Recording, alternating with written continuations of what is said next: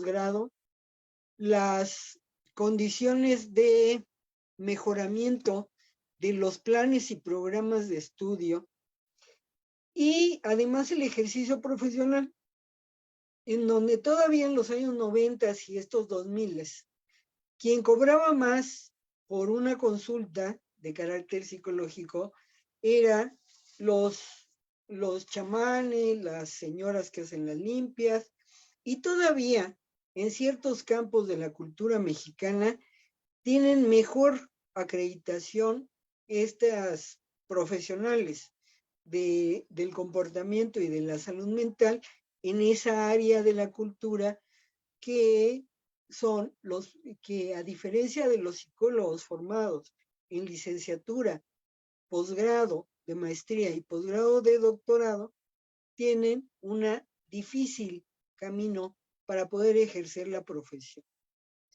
Repito que hacia estos años de este nuevo milenio, los años 2000, se consolida la profesión psicológica, pero en los campos laborales, que es uno de los sectores más importantes, pues, para poder desarrollar las funciones profesionales, se establece el lugar del psicólogo como profesionista. El psicólogo ya tenemos una entidad y una identificación profesional que podemos tener una cuenta, aparte de una cédula profesional. Tenemos también una manera de pagar nuestros impuestos y de dar un servicio profesional a quienes nos están pidiendo una consulta. Puede ser una consulta laboral, educativa, clínica, de investigación, de campo reconocido con las áreas sociales. Para casi terminar con este recuento y en esta vivencia, porque cada quien hemos tenido ciertos alcances para el desarrollo de la psicología. Como psicóloga, como profesora y como profesional e interesada en el ámbito social y político, el interés de darles una camiseta a los psicólogos y decir, esta ha sido tu camiseta, te la has puesto y ahora la puedes expandir por todos lados, úsala y hay un reconocimiento profesional a tu labor. Quiero mostrarles el tamaño del estudio de la psicología social por los años 90. Es una asociación muy acreditada en el ámbito social que se denomina AMEPSO, pero esta es la cantidad de trabajos que se encuentran publicados en el Congreso que se ha realizado en 1 o 2 años. Invitando a los estudiosos de la psicología social y también clínica, y además han metido muchos trabajos. Aquí se encuentra el otro trabajo de los años 90 por aquellos herederos del doctor Díaz Guerrero. Sin mencionar los nombres, porque no damos protagonismos, pero esta es la cantidad de trabajos en los cuales esta es parte de la historia de la psicología en México. Pero también hemos trabajado. El doctor Murueta va a enseñar sus trabajos. Desde el aspecto de la medicina, un ejemplo presente, tenemos la obra de la obesidad en México, que está con el prólogo de un ex rector de la UNAM, y se tiene este tamaño y se tiene este tamaño. Su servidora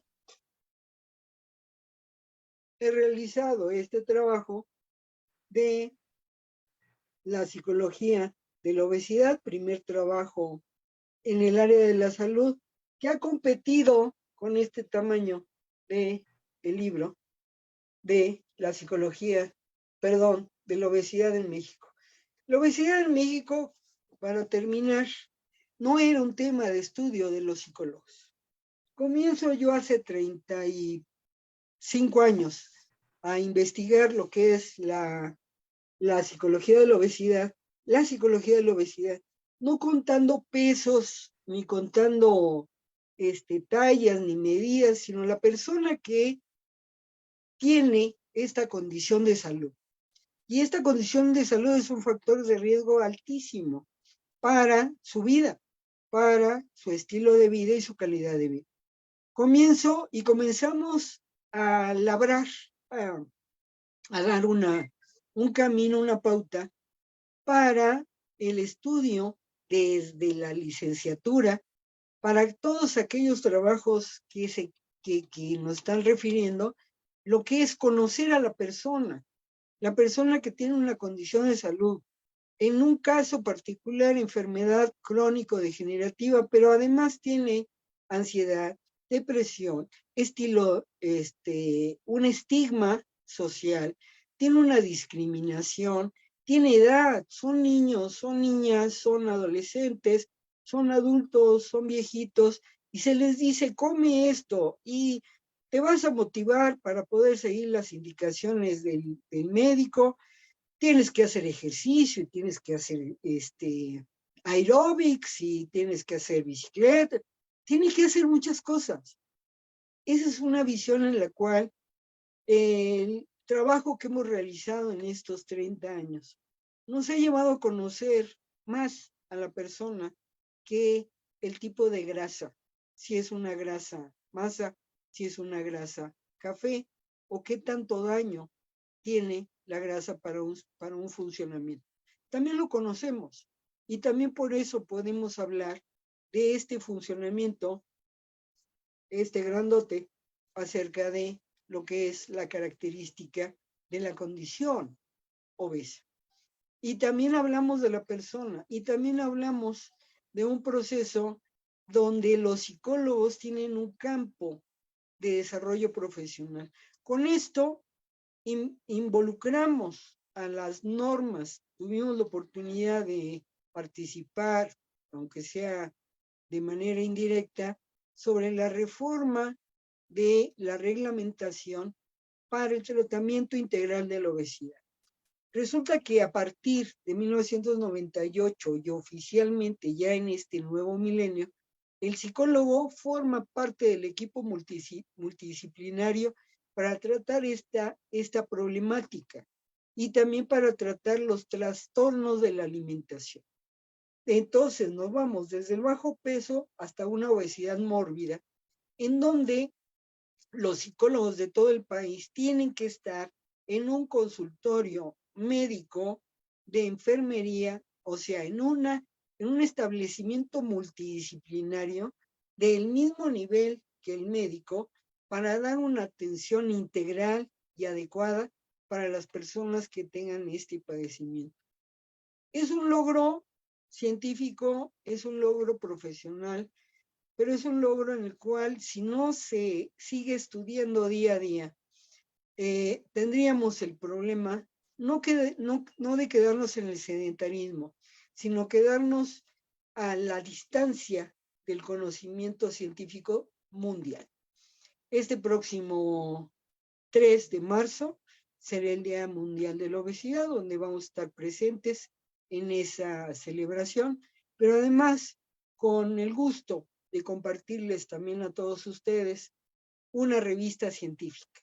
La revista científica Psicoobesidad tiene 13 años de ser emitida. Vamos por el número 50 para este año 2023, pero además quiero recordar que uno de los fundadores y que también creyó en nosotros fue Marco Murueta. El doctor Marco Murueta, en este soñar de conocer la persona obesa, de conocer y ayudar a las personas para el cambio de factores mórbidos y los factores que son dañinos para la persona, creyó en nosotros, creyó en su servidora para realizar una publicación científica que, por supuesto, no es fácil, por supuesto que no se dan de la noche a la mañana, han sido varios años, con el apoyo de la Universidad Nacional Autónoma de México y de la Facultad de Estudios Superiores Zaragoza, la edición que ya tiene su clasificación DOI y ya tiene su número de reserva y su ISSN, cuya clasificación nos permite establecer un medio de difusión científico para la comunidad científica y también para todos los estudiosos de la psicología, sean o no clínicos. Ha sido un comercial la historia, pero esta historia la hemos vivido y la hemos hecho, y somos parte de un conocimiento científico mexicano a partir de lo que es nuestro México, con nuestra cultura, nuestras herramientas y también con todo un aporte de instrumentos científicos válidos, confiables, en estudios ex post facto o experimentales, que podemos ofrecer una mejor calidad profesional a nuestros estudiantes y también en el desarrollo del campo de profesional de cada psicólogo en su área y del desarrollo de la psicología científica. Muchas gracias. Esto es parte de la historia. Muchas gracias. Muchas gracias, doctora Raquel. Evidentemente la historia no se puede contar en un minuto. Uno hace grandes intentos por contar lo más que se puede, pero definitivamente esta aproximación nos ha brindado un panorama muy enriquecedor de eso que se ha trabajado en la psicología en México. Muchísimas gracias.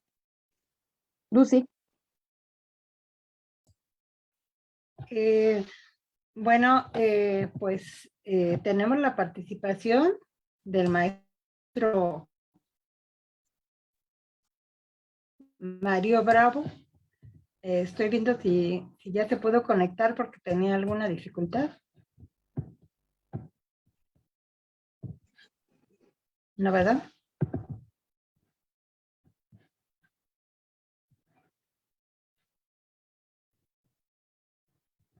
Creo que no.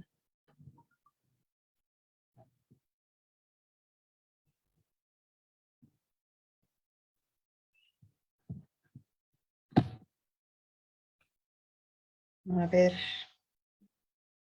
Esto de la tecnología a mí me anda hasta que saque el internet.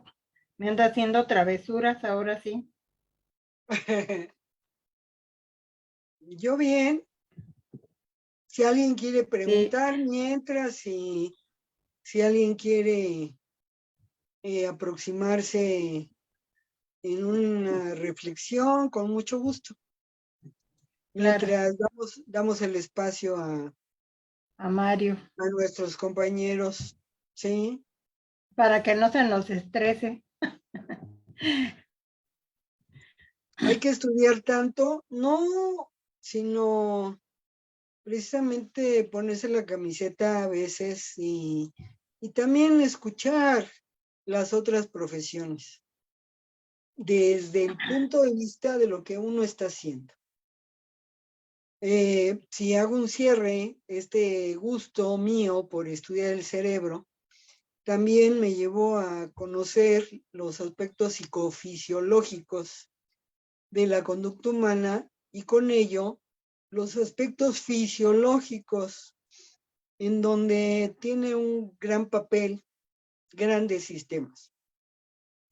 Aparte del sistema neural o el cerebro con toda su integridad, los procesos endocrinos, los metabólicos, el hecho mismo, el desarrollo de la persona con sus tintes educativos y de crianza, han marcado senderos muy importantes para una aceptación de la propia persona, no nada más hacia su cuerpo, sino también a las relaciones humanas. Y sí, existe un centro en el cerebro hablando de corteza cerebral, que tiene la relación con la imagen corporal. Frontal, lóbulos frontales, lóbulos parietales, junto con el lóbulo temporal, tienen un marcado interjuego acerca del juicio y de la propia percepción del cuerpo. Entonces, occipitales, que están refiriéndose a la parte visual o esa integración visual, tiene algo que ver con la imagen corporal, pero además cómo se percibe la persona, y entramos en otro tema. Ya nos salimos del cerebro para entrar a las partes de los significados, de la comprensión y también de la visualización de sí mismo, de los otros, de lo que han aprendido y de lo que se puede seguir aprendiendo. Entonces, ¿se puede cambiar la imagen corporal? Sí. Tendríamos que ver estos encuadres de aprendizaje, estas historias de vida, estos señalamientos neurológicos para poder comprender, en el caso que es mi línea de investigación de obesidad, la manera multidisciplinaria y multidimensional para poder conocer una problemática desde la psicología con relación de otras ciencias y del propio ser humano. No sé si ya se conectaron, ya tienen... Pues creo que Mario sigue con problemas, pero bueno, voy a permitirme hacer una pequeña intervención. Adelante. Y también motivada por estas reflexiones que hacía la doctora Raquel. Yo también soy egresada de la FES Zaragoza, anteriormente en EF Zaragoza. Ahí me tocó todavía la parte de NET Zaragoza. Y bueno, pues curiosamente también yo cuando me decido a estudiar psicología, mi primera opción para estudiar era farmacobiología porque me encantaba la química y todas estas cosas con tubos de ensayo, entonces pues yo iba para allá. Sin embargo, cuando yo estudié en el CCH Oriente y pues en el último semestre que me toca llevar psicología, me empieza a interesar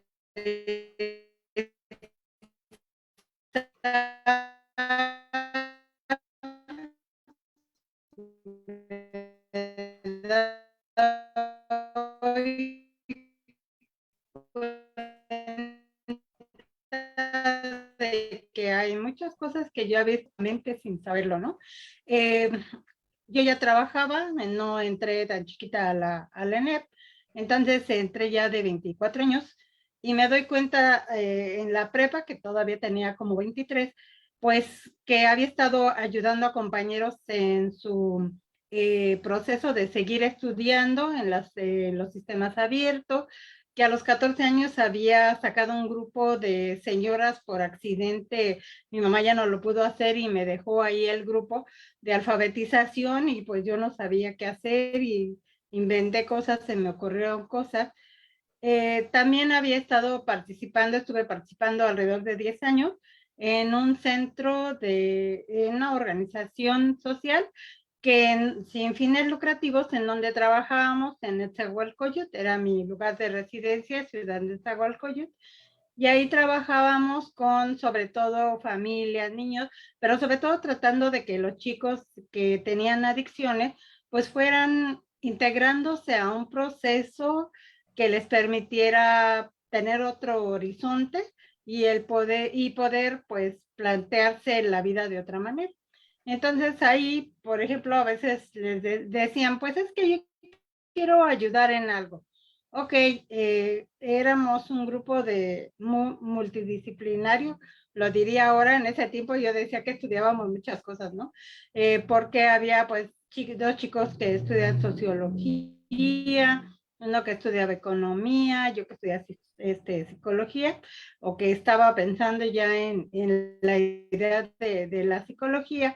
Un compañero que estaba en el conservatorio y que iba para la licenciatura en artes musicales sobre todo, y entonces entre todos, coordinados por un compañero que era sociólogo ya con muchos años de experiencia, pues empezamos a trabajar un proyecto, y en ese proyecto pues era incluir a los chicos tanto en alfabetización, a lo mejor encargar un proyector para pasar una película, en acompañarnos a los conciertos que daban los domingos en la Casa del Pueblo, etcétera. Pero eso fue haciendo que los chicos empezaran a interesarse, porque la única condición para poder trabajar con nosotros era no estar drogado en el momento en que estuviera algo diferente. Pues empezaron a dejar o a buscar incluso ayuda, ¿no? Se les canalizó a centros de integración juvenil, y varios lograron pues salir de ahí, incluso estudiar algunos, y otros dedicarse a hacer algo diferente, ¿no? Entonces, cuando recapitulo en como las diversas experiencias que tenía, pues me doy cuenta que ya estoy trabajando en eso, ¿no? Que estoy, cuando ya entro a la facultad y empiezo a ver toda la teoría. Ahorita me recordaban las antologías, los libros que mostraste, que ahora dicen los chicos, maestra, tengo que leer 30 páginas, y les decíamos, pues nosotros eran 500 en una semana, ¿no? Y luego la mitad en inglés y la mitad en español, ¿no? Afortunadamente para mí, pues yo estudié secretariado bilingüe anteriormente a la carrera, y no me costaba mucho trabajo leerlo, ¿no? De hecho, pues me daba dividendos, porque hacía mis resúmenes, y al traducirlo, pues mis compañeros también los utilizaban, ¿no? Entonces, pues todo esto me convenció, primero me llevó a elegir, mi primera fue psicología clínica.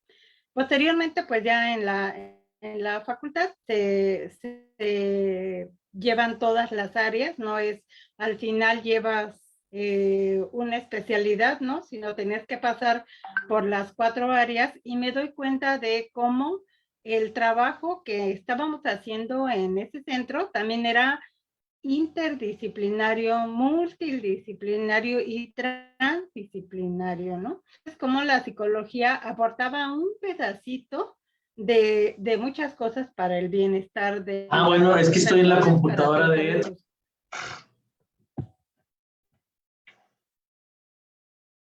Perdón, Sí. Lucy, me parece que ya llegó el maestro Mario, pero está como Luis Liñán y creo que lo escuchamos Ok. hace un segundo. Sí. Bueno, y entonces, bueno, pues esta era como la idea, ¿no? De cómo esta parte de la psicología llega a mi vida, y además, bueno, me hace estudiar, y actualmente pues estoy más metida en lo que es la psicología del trabajo. Sin embargo, ahí me di cuenta de que pues la clínica, la educativa, el aspecto social, tiene mucho que ver, ¿no? Y bueno, pues me gustaría continuar comentando algunas otras situaciones y otras perspectivas, pero bueno, y como ya se pudo conectar nuestro compañero, pues vamos a darle la oportunidad de que nos acompañe.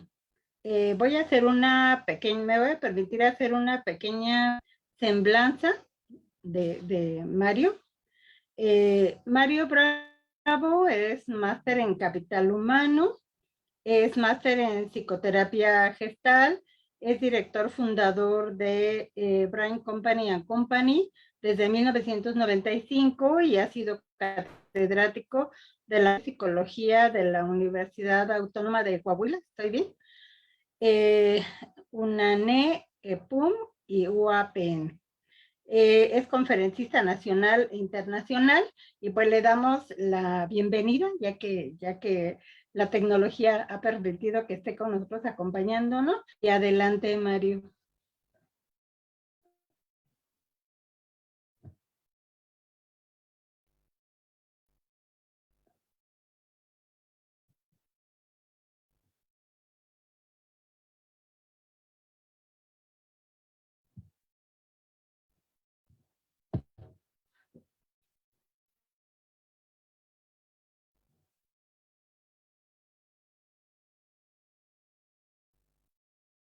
Creo que tiene su micrófono cerrado, maestro Mario. Creo que sí.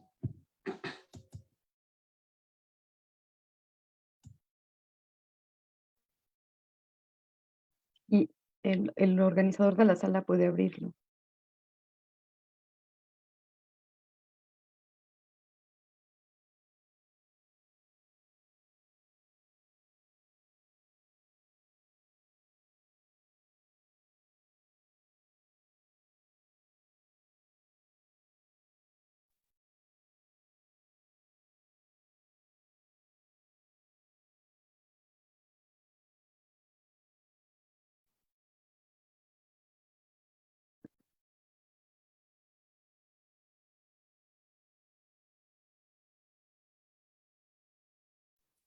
Doctor Marco, no sé si pueda abrir el micrófono de Mario Bravo, que me mandó un mensaje que no le es posible abrirlo desde su computadora.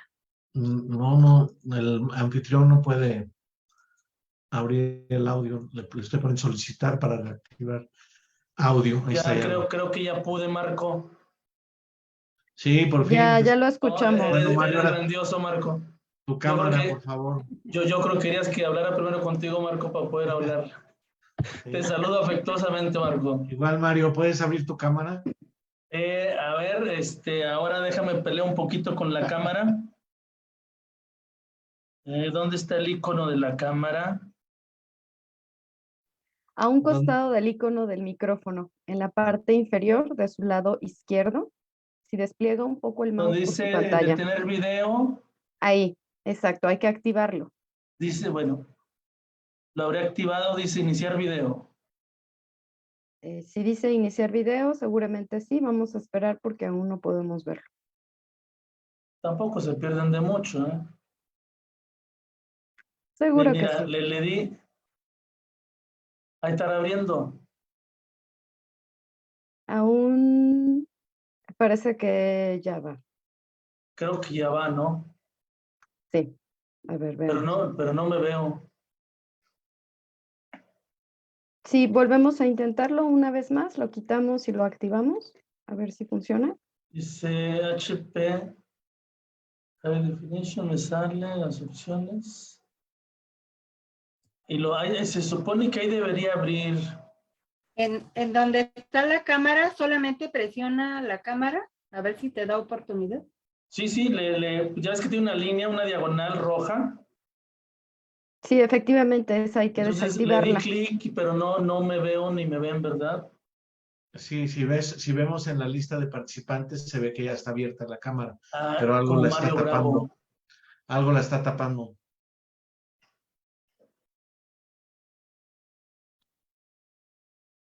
Quizá la cámara de su computadora esté oculta con algo, no sé si hay No, algo porque sobre... está libre. ¿Está libre? Sí, está libre. Porque ya en participantes ya se ve que tanto el micrófono como la cámara están activas. Pues de modo, te tendremos que nada más escuchar entonces. Híjole, pues bueno, se van a perder de mi imagen, pero bueno, Ya que hablaremos, ¿no? queríamos verte. Sí, hombre, caray, y luego con el nuevo look que me puse ahora. Pero bueno, ojalá y ahorita se arregle eso. Bueno, muchas gracias por la invitación a Marco y a Ale y a Ileana que me han estado ahí urgiendo. De hecho, parte de haber llegado tarde acá vengo de estar con una empresa en la parte norte del estado de Coahuila. Yo me dedico a la psicología organizacional. Ahorita que escuchaba a Lucía, porque a Raquel no la escuché, pero a Lucía sí la escuché. Yo me empecé a interesar por la psicología. ¿Sí me escuchan? Ok. Me empecé a interesar por la psicología por un profesor que me dio clase en el último semestre de preparatoria. Entonces yo ahí dije, yo quiero ser psicólogo. Antes yo quería ser policía federal de caminos porque me gustaba el uniforme. Tarde supe que eran mordelones y no con mayor razón me hubiera integrado más rápido, ¿no? Y luego lo otro que yo quise hacer fue licenciado traductor de idiomas. Pero mi señor padre, en paz descanse, o Dios lo tenga a fuego lento, como decía un maestro, él no me quiso dejar salir fuera de la hermosa y hermana República de Monclova, Coahuila. Yo radico en Monclova, Coahuila actualmente. Entonces, él dijo que no, que psicología, yo creo que a muchos de ustedes les habrá pasado, quizá dijo que me iba a morir de hambre. No me morí de hambre. Hoy en día mi cliente me paga desde combustible hasta alimentos y hotel. Entonces, pues yo creo que elegí bien, ¿no? He conocido grandes personas, caso como Marco, que ya tuve el gusto de conocerlo, y muchas gentes del Congreso Mexicano de Psicología, pero que a ustedes yo todavía no tengo el gusto de conocerlos. A otros sí ya, pero no están acá. Entonces yo empecé a interesarme en la psicología en 1984, 83 aproximadamente. Entonces ya tengo un ratito ejerciéndola, ¿no? Cuando yo estuve en una empresa, la empresa más importante de acá de Monclova es Altos Hornos de México, que ahorita ustedes la habrán escuchado en el mapa sociopolítico del país, trae un problema serio de que si cierran o no cierran. Entonces era la única fuente de trabajo que había fuerte. Entonces lo que la universidad es la Universidad Autónoma del Noreste, de la cual yo egresé, la licenciatura y las maestrías son de la Universidad Autónoma de Coahuila. Cuando yo egreso, pues obviamente que lo que teníamos era el área laboral, el área industrial. Como clínicos infantiles, pues no íbamos a lograr gran cosa, ¿no?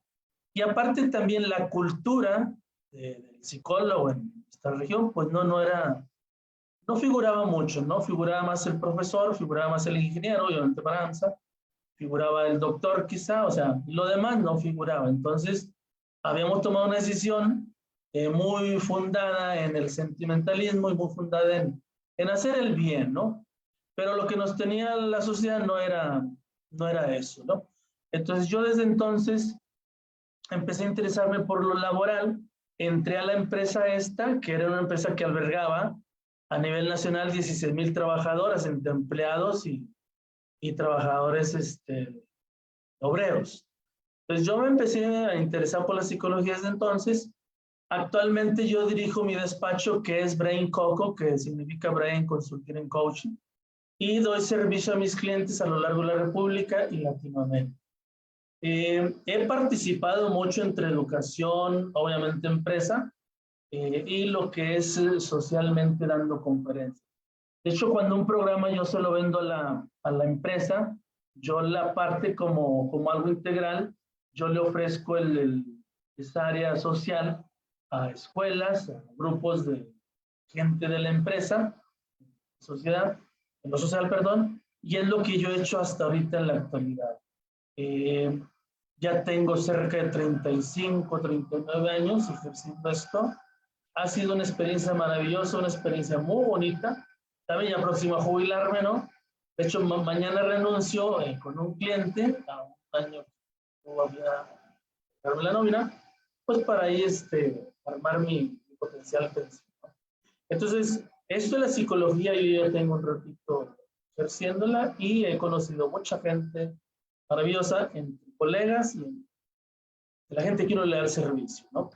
Hemos intervenido un poco ahí en la parte de adicciones, pero ya cuando el detalle de las adicciones entra mucho lo de la gente esta mala, entonces ya no es muy agradable estar ahí dando un servicio, uno por vocación, uno por altruismo quizá, y ellos por negocio y el riesgo es muy alto, ¿no? Entonces no, esa parte la dejamos hace ya tiempo, pero sí en esta otra etapa que es la laboral, educativa, he participado mucho en educación, y aquí estamos para participar en esta mesa de trabajo con ustedes.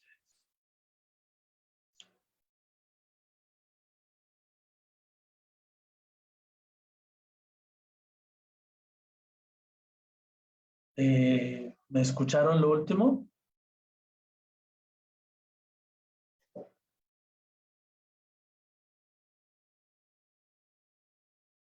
Pues es un placer que nos haya podido acompañar después de todas estas carreras y estas complicaciones con la tecnología. Y bueno, una intervención muy, muy interesante, muy valiosa.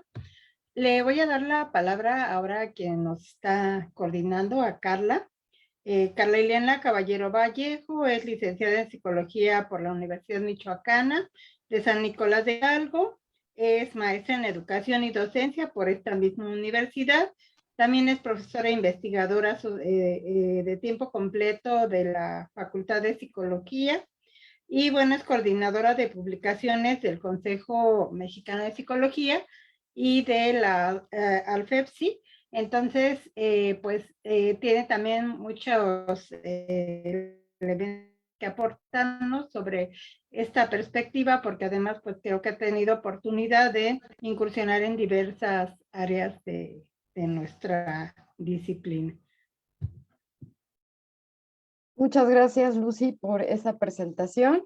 Se me fue un error por ahí, es más bien, he coordinado algunas obras para el Consejo Mexicano y para el ALFEPSI, 2 ya en mi historia. Y bueno, pues muchísimas gracias, Lucía, y nuevamente buenas noches a todas y a todos.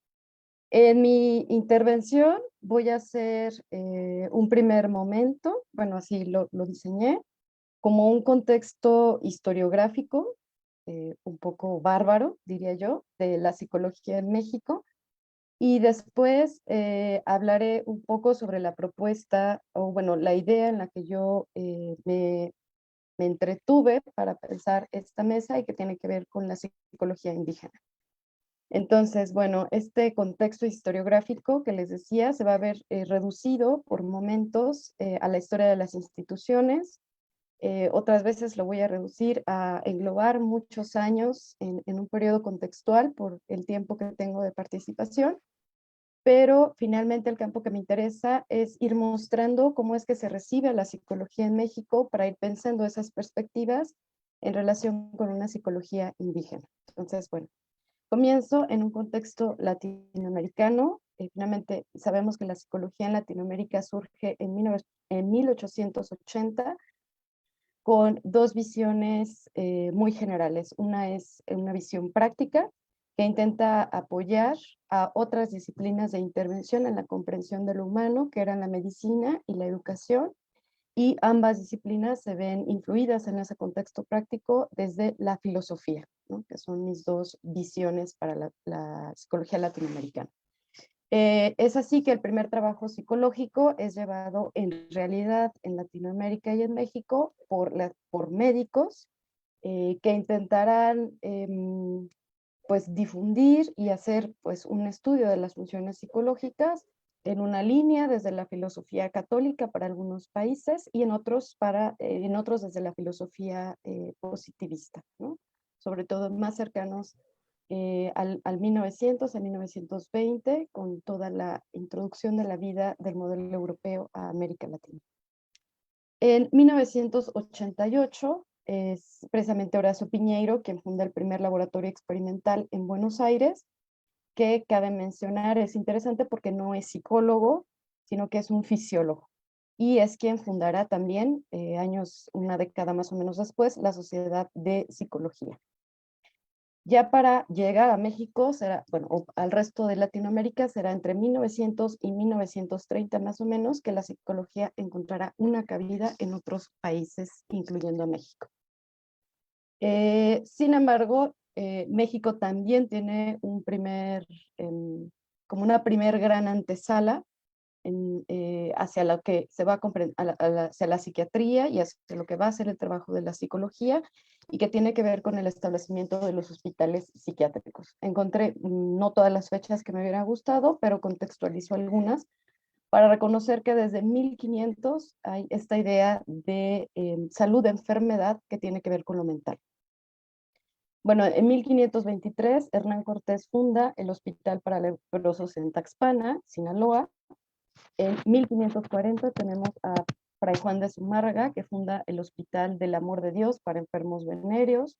En 1553 tenemos a Fray Pedro de Gante, que funda el Hospital Real de Naturales. En 1567 a Fray Bernardino Álvarez, que funda el primer manicomio en América y que será uno de los primeros hospitales en el mundo, el conocido Hospital de San Hipólito. En 1568, Juan del Castillo funda el Hospital de San Lázaro, también para leprosos. En 1580, Juan del Castillo y Francisco de Olmos abren el Hospital de la Santísima Trinidad para sacerdotes decentes, y en 1580 se abre el Hospital Montserrat para infecciones en México, y en el mismo año Puebla abre el Hospital de San Roque para dementes. Pasada la Revolución tenemos también otras experiencias, por ejemplo, la creación de la Castañeda y todas las visiones médico-psiquiátricas que se van a ir incorporando al mundo de la psiquiatría y la psicología en México. Es en 1896, como sabemos, en un contexto histórico, gracias a Ezequiel Chávez, que se van a diseñar y proponer los primeros cursos de psicología experimental en la Escuela Nacional Preparatoria, que ya enseñaba la psicología desde 1893, con una materia conocida en ese entonces como psicología y moral.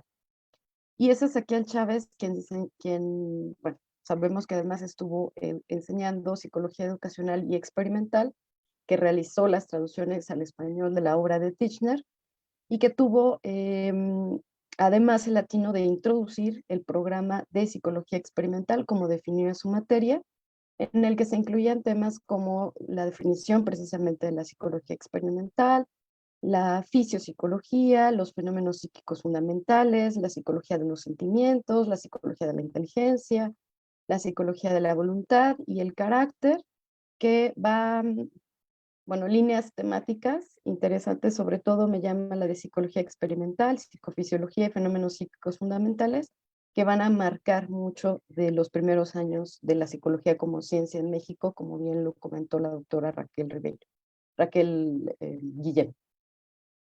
Y bueno, además, pues esta iniciativa de Ezequiel Chávez, sabemos, tomó como materialidad más fuerte, con el apoyo en 1902 de la compra de aparatos para el curso precisamente de psicología, que instaura en la Escuela Preparatoria Nacional en el gobierno de Porfirio Díaz.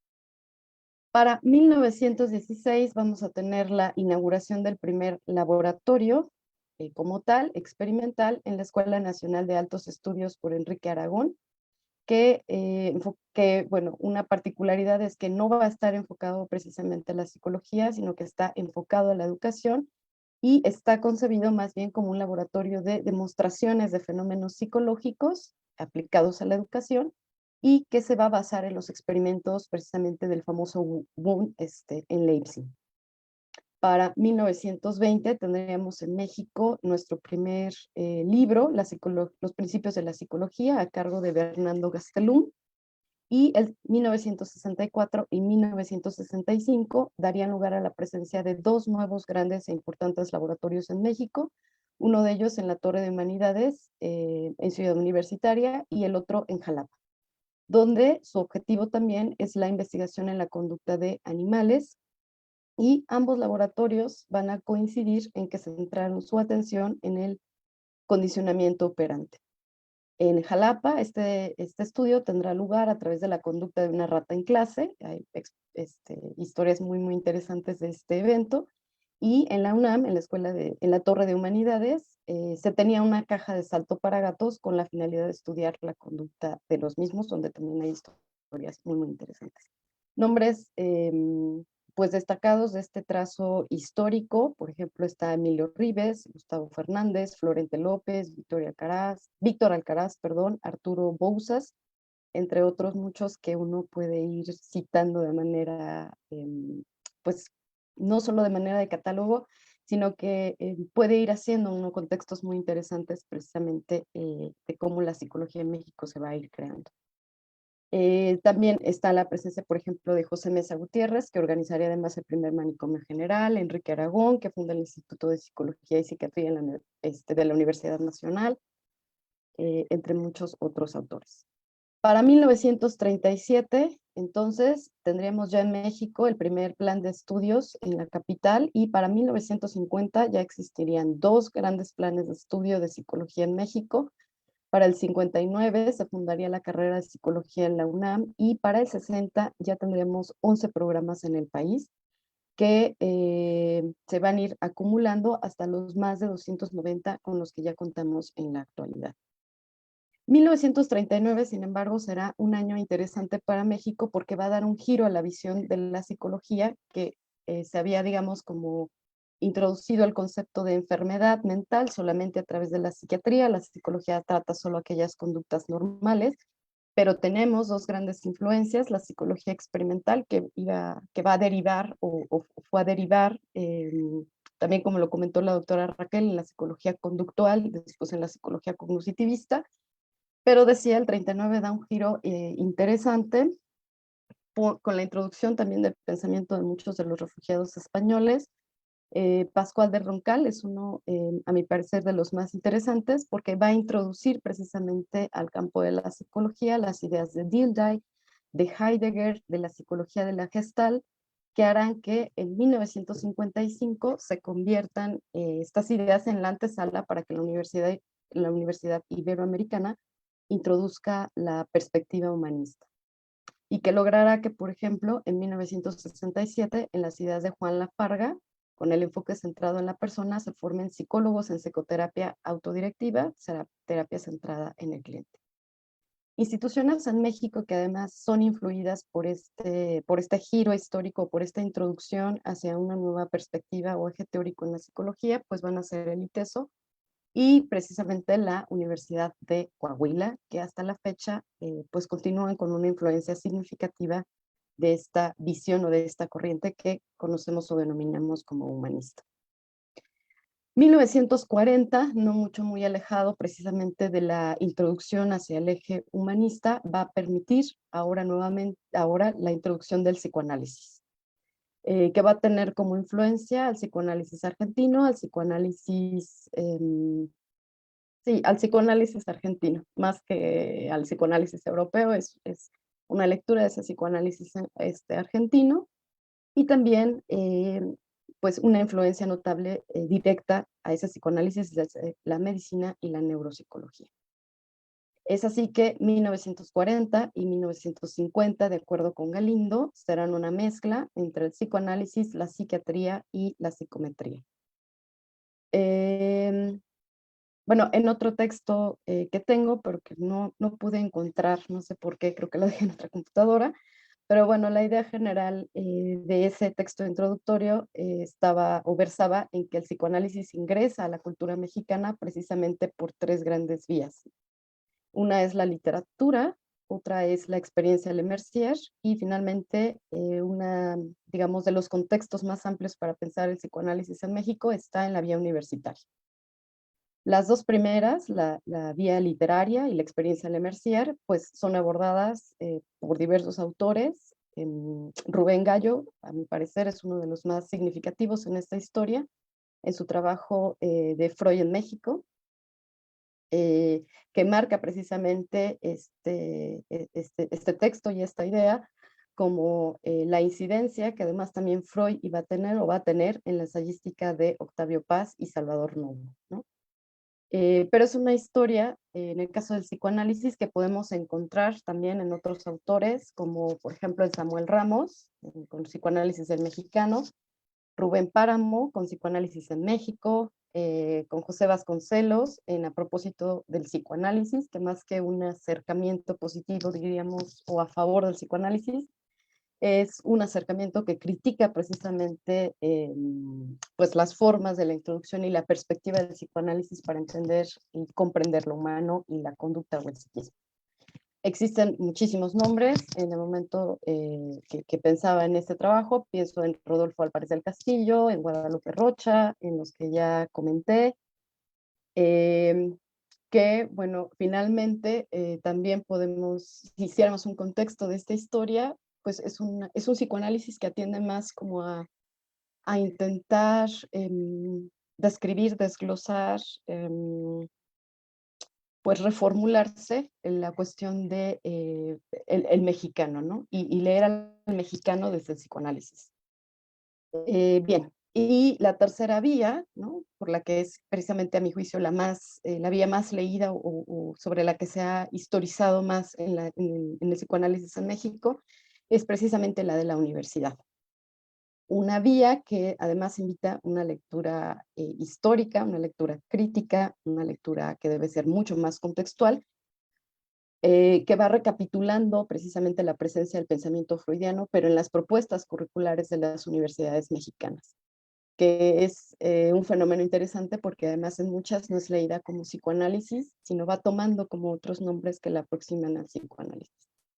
Y es más o menos en la década de los 60 y los 70 que podemos ver la presencia, ahora sí, y una confusión entre los psicoanálisis que fueron entrando desde los 40 a México a través de la vía universitaria, a través de la vía literaria, a través mucho de las revistas de divulgación, y es porque se encuentra aquí, pues la escuela de Fromm, entra también la escuela de Fromm como una forma de hacer una lectura o una relectura, precisamente de ese psicoanálisis que se proponía para México, que estuvo encabezada esta lectura por González Enrique, Guillermo Dávila García, y surge un periodo histórico entonces en los 80 para poder diferenciar el pensamiento freudiano, el pensamiento adleriano y el pensamiento jungiano, que entra a las universidades y al país, ¿no? Más a las universidades que al país como una disciplina o como una fuerza que permita hacer intervención más allá de la universidad o del ámbito psiquiátrico.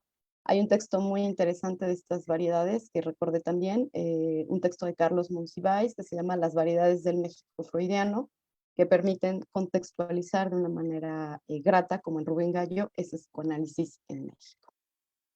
Bien, ahí he puntualizado hasta este punto como tres grandes fuerzas, ¿no? Que son las que además históricamente conocemos, se nos enseña didácticamente en las universidades.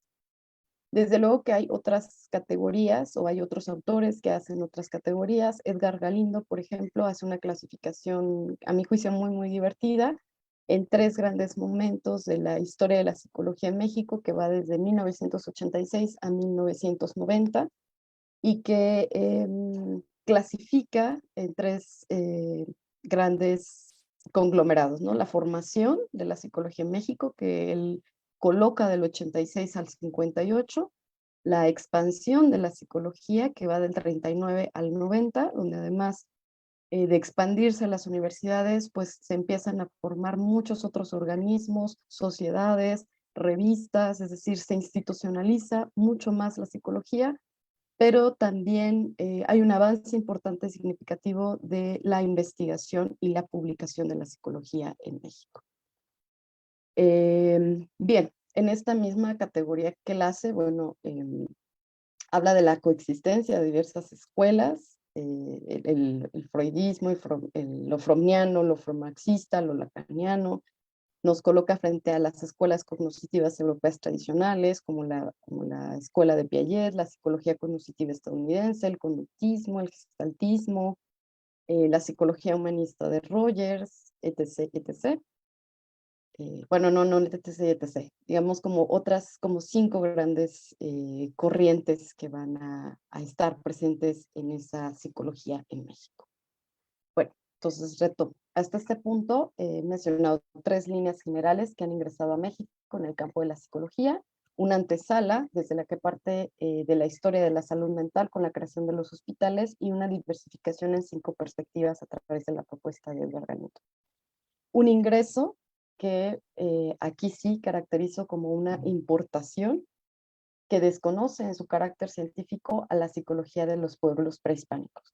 De hecho, cuando uno revisa los textos o uno busca como literatura, se establece con mucha claridad la psicología científica y no la psicología que existía en los pueblos prehispánicos. Lo cual me parece lamentable, por lo que voy a comentar en el siguiente minuto, ¿no? Bien.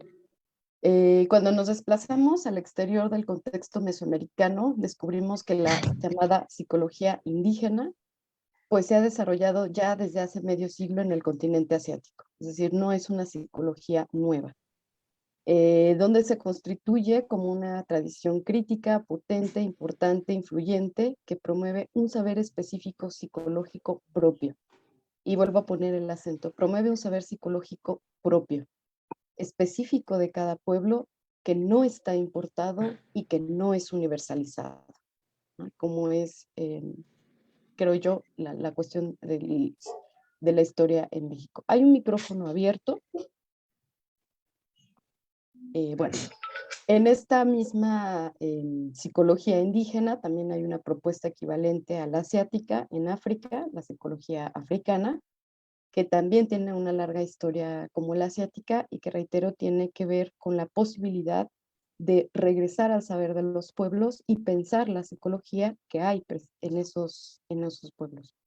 El México prehispánico tiene representaciones y tiene clasificaciones para la enfermedad mental o para la enfermedad psicológica. Para los mayas, por ejemplo, que a través de una representación aristotélica del alma, la entelequia, es la realización de la esencia, es una forma de materia corporal que se descompone, se desestabiliza al momento de la enfermedad. Lo mismo para los aztecas, por ejemplo, que sostienen que hay un equilibrio en el cuerpo y que la enfermedad mental precisamente surge a través de ese desequilibrio entre los elementos del cielo, la tierra, el frío, el calor, la oscuridad, la luz, es decir, todos esos pares, y que lo que hay que hacer es restablecer ese equilibrio precisamente, que es lo que está dando lugar a la enfermedad mental.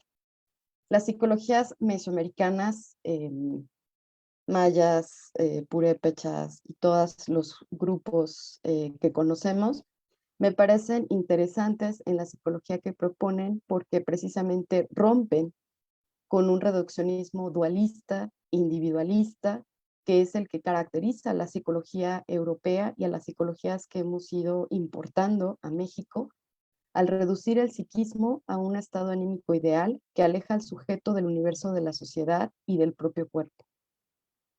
¿Qué es esto? Pues que lo aleja de todas las condiciones de los principios éticos, políticos, de nobleza, generosidad, de cuestionamiento, y que son sustituidos por la individuación y por otros fenómenos que podríamos encontrar precisamente en las prácticas humanas, como la ambición, la traición, la manipulación, la corrupción, es decir, todo aquello que saca al sujeto de su vínculo con lo social. ¿Existen acercamientos de los psicólogos a las culturas mesoamericanas? Claro que lo existen. El problema es que cuando los psicólogos en México han condescendido a estudiar lo mesoamericano, lo hacen generalmente también apuntando a una visión o desde una visión de lo europeo o de lo estadounidense, ¿no? Ejemplos de esto, por ejemplo, son los textos de Giacinto Viola y Mario Bárbara, que guían los trabajos, por ejemplo, de José Gómez Robleda en sus acercamientos a los grupos purépechas, zapotecas y atumís. Por ejemplo, Santiago Ramírez y Francisco González Pineda también prefieren la visión de Sigmund Freud en sus estudios sobre los zapotecas. Eric Fromm es elegido como una opción, por ejemplo, para Niceto Aramoni y Manuela Cebes, que también se inclinan por Carl Jung, ¿no? Tenemos los registros etnográficos conceptuales, pero desde la psiquiatría y desde el psicoanálisis, en los trabajos de Livia Cedeño, María Elena Becerril para estudiar a los niños nahuas. Es decir, no hay todavía como una apuesta y una apuesta a escuchar, a observar y a mirar desde lo otro a esa psicología que está en los pueblos de origen, ¿no? ¿Por qué me pregunto, por qué coloqué a la psicología indígena? Bueno, pues primero porque es de mi interés, pero ese interés surge precisamente porque en mi formación y en mi trabajo he acompañado a muchos estudiantes. Yo provengo de una universidad que recibe muchos estudiantes de toda la República y de todo mi estado, y algunos o varios de esos estudiantes, cada vez menos, son estudiantes indígenas, ¿no? Entonces he estado con ellos pues en la revisión de trabajos, en la incorporación a la vida universitaria, en la reconfiguración de esas identidades de lo suyo, de lo propio, del origen, que no son reconocidas por sus profesores, por sus profesoras en sus aulas de clase. Estoy hablando, por ejemplo, de mi convivencia con estudiantes purépechas, tzotziles, tzetzales, tojolabales, ¿no? Y donde a través de la escritura de tesis, a través de grupos de trabajo, empecé a notar distintas formas en las que se representan el cuerpo, al alma, a la sexualidad, a las relaciones humanas, a las relaciones con el mundo, ¿sí? Todos esos componentes del mundo occidental que no encuentran cabida con su mundo original. Creo que ya se me acabó el tiempo. Bueno, igual lo puedo comentar en el espacio de discusión, lo que me falta. Y bueno, finalmente el punto era cómo en estas perspectivas apuntamos a pensar precisamente estas otras psicologías, estas psicologías que se incorporan, estas psicologías a las que se les invita, pero que uno puede ir analizando que se han ido alejando del interés centrado de lo humano, que han alejado su interés de la cultura, un hecho que lo humano no puede entenderse sin el hecho de la cultura, psicologías que abstraen al psiquismo de un ente a un solo ente anímico, ¿no? Que lo alejan de un sujeto universal, de la sociedad, de muchas otras formas o caracterizaciones que existen en las psicologías de los pueblos indígenas. Entonces, bueno, creo que ya se me acabó el tiempo. Muy bien, gracias, Carla. Sí. Ah, bueno, muy bien. Se me acabó el tiempo y ya no quiero seguir hablando, pero luego sigo hablando. Bien, gracias, Alejandra. Una disculpa si me fui tan veloz. Bueno, ahora finalmente para poder cerrar y dar paso como al diálogo con los ponentes y con todos los participantes en esta mesa, me permito presentar a mi compañera, la maestra Lucía Dolores Zúñiga Ayala, que es profesora de tiempo completo de la Facultad de Psicología de la Universidad Michoacana de San Nicolás de Hidalgo. Lucía es licenciada en Psicología por el ENEP Zaragoza, ahora FE Zaragoza. Tiene estudios en una maestría en Psicología del Trabajo por la Universidad Autónoma de Querétaro. Y bueno, es una de las profesoras más reconocidas y destacadas en mi casa de estudios. Adelante, Lucía. Y es la tesorera del consejo. Y es la tesorera del consejo. Sí. Muchas gracias, Carla. Bueno, pues hace rato comentaba acerca de esa experiencia que me llevó pues a elegir la psicología como una forma más que de hacer, de ser. Y pues con ella, de compartir con todos los que nos rodean algo de lo que hacemos como seres humanos. Y bueno, pensaba en todo esto que han aportado mis compañeros. Y creo que es muy importante algo que decía la doctora Raquel, y que bueno, eso lo digo semestre con semestre, cuando dicen, pero ¿por qué tenemos que saber los antecedentes de X tema? Y les digo, pues si no sabes de dónde surge, ¿cómo vas a lograr elegir con qué te quedas, ¿no? ¿Qué es lo que vas a utilizar en tu vida profesional? Porque pues todos elegimos no solo un área, sino una corriente, una forma de pensar. Ahorita que hablaba de la filosofía, Carla, y que también lo hizo la doctora Raquel, pues es muy importante percibir de dónde surge la idea. Pensaba en esto del proceso que se lleva a cabo en la psicología del trabajo, en la psicología como que es cómo surge. Y bueno, por ejemplo, las pruebas psicométricas pues surgen durante las guerras, ¿sí? Y surgen para elegir aquellos que tenían mejores características para dirigir, pero además para enfrentarse a situaciones de riesgo, que era el ir a luchar por un ideal que a veces ni siquiera era el de ellos, pero que lo iban abanderando. También, y bueno, pues la psicometría en un momento dado toma bastante auge y se vuelve casi como la varita mágica con la que sabemos cómo son las personas. Y se nos olvida que era una herramienta para poder tener ciertas características y hacer una prospección para pensar, pues, qué sucede con las personas en una determinada situación. Y bueno, pues de ahí se derivan todos estos trabajos que tienen que ver con el reclutamiento y la selección de personal, en todas las áreas de nuestra vida, ¿no? Entonces, así elegimos un profesor, elegimos a los mismos psicólogos, ¿verdad? Para ver cómo se van a desempeñar y podemos predecir, más no siempre asegurar qué es lo que va a suceder.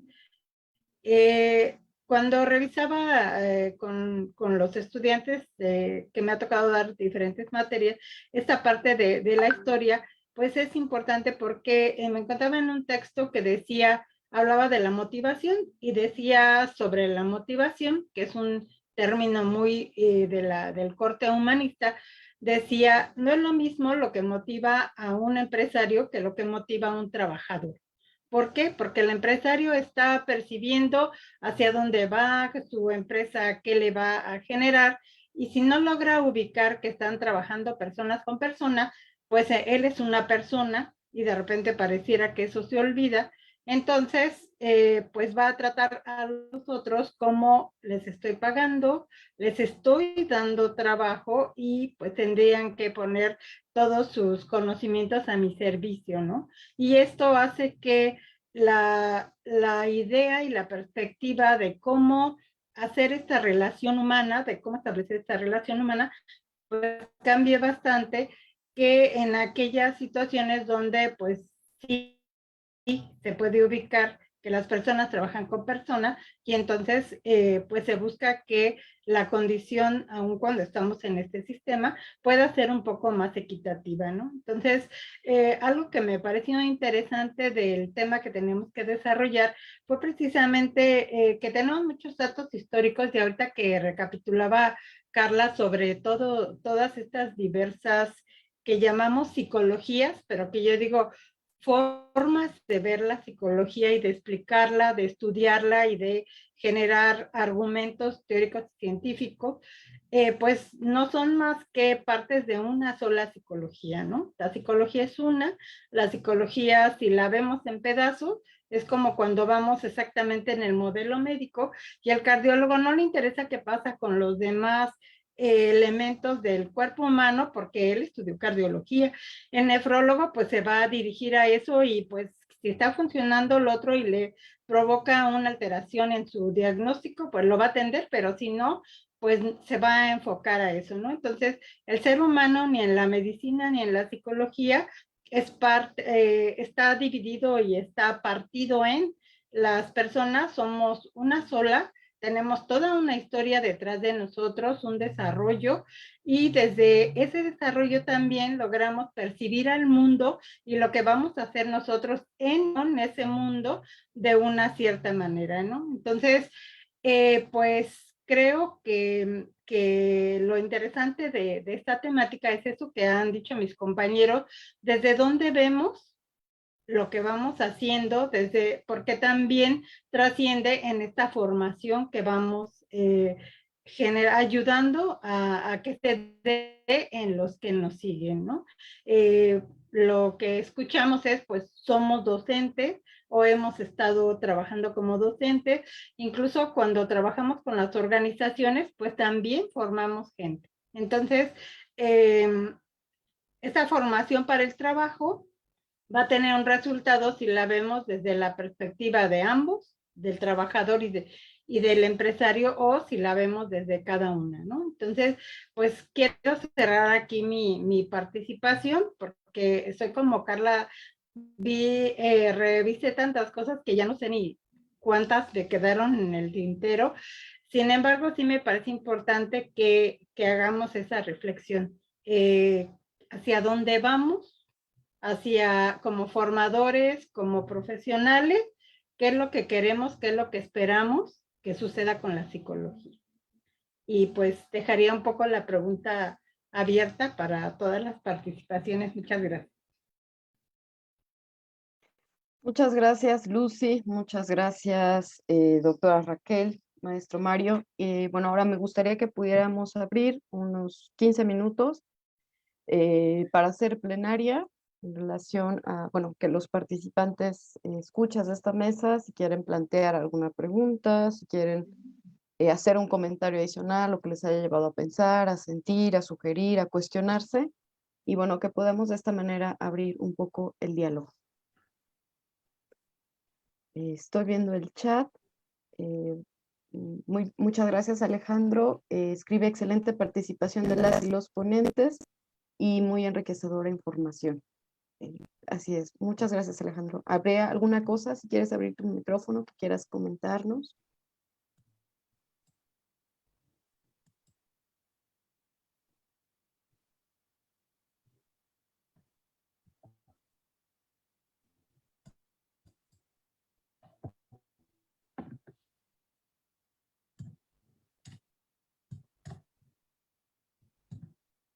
¿O alguien más? Leobardo, Samuel, Alejandra, Yunuen, Evelia, Leonor, Carlos, Esmeralda, Gina, Graciela, Lucero, doctor Odorico, buenas noches.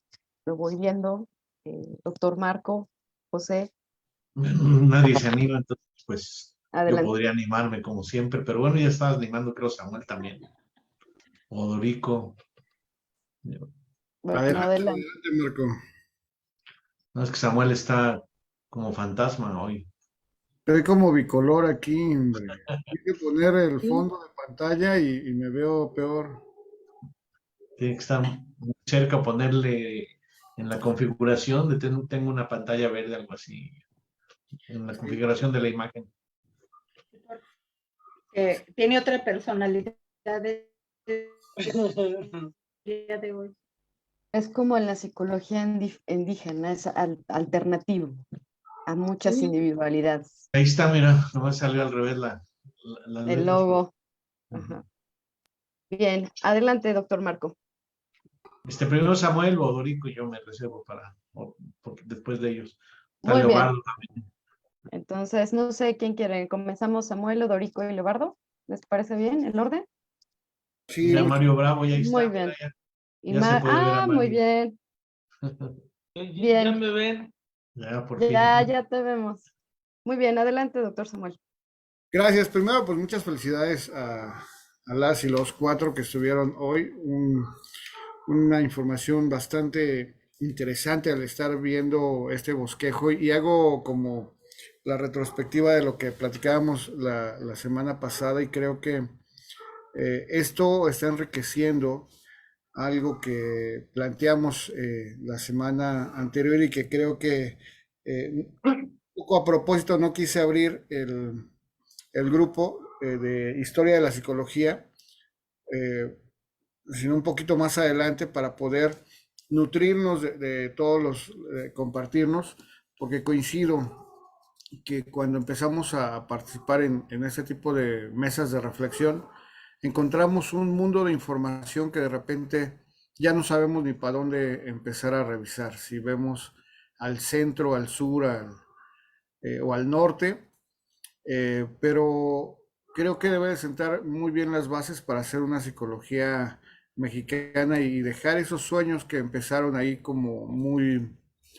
eh, mucho de origen y el recuperar eso que decías, Carlita, sobre la psicología indígena.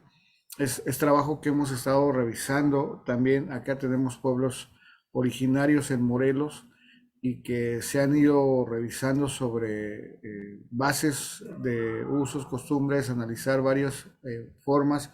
Empezamos a desarrollar uno allá en Costa Rica con una universidad y que sería, creo que esto muy importante, empezar a unir esos esfuerzos, esas áreas que creo que pueden irse también desde la psicología de la psicología y migración, que es el grupo de trabajo número 1, que creo que podemos ir enlazando ahí, tejiendo varios proyectos que a través del consejo podemos ir confabulando y decir, bueno, vamos a ver cuántos tenemos pueblos originarios, cuántos están saliendo esto, porque no le han dado el peso suficiente sobre la psicología indígena, ¿no? De hecho, no hay un soporte teórico y creo que podríamos, con este análisis que se ha venido haciendo, empezando a desarrollar. Entonces, creo que abren estos 4 ponentes un nuevo panorama también de donde debemos de